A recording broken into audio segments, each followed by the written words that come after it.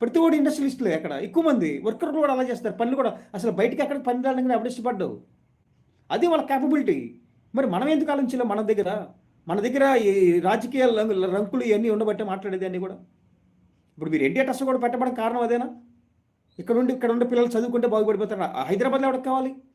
హైదరాబాద్లో ఎన్టీఆర్ ట్రస్ట్ వల్ల ఉపయోగం లేదా? ఉందా లేదా? లేదు.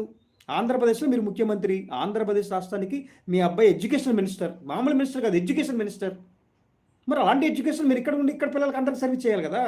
గ్రామీణ ప్రాంతాలు నేను తీసుకొచ్చి చూపిస్తే ఎన్ని గ్రామీణ ప్రాంతాలు ఉన్నాయో ఎక్కడో దగ్గర మీరు పోటీ చేసే మీ ఏరియాలోనే ఉన్నాయి, చిత్తూరు జిల్లాలోనే ఉన్నాయి, అణగారిన పోయిన ఏరియాలో ఉన్నాయి. గ్రామీణ ప్రాంతాల్లో స్కూల్స్ సరైనవి లేవు, టాయిలెట్స్ లేవు, డ్రింకింగ్ వాటర్ లేవు, ఎన్నో ఉన్నాయి. ఇప్పుడు కూడా జగన్మోహన్ రెడ్డి మొన్న అప్పుడు నాడు నేడు పెట్టి కొన్ని బాగా చేసిన ఇంకా చాలా స్కూల్స్ అలాగే ఉండిపోయినాయి.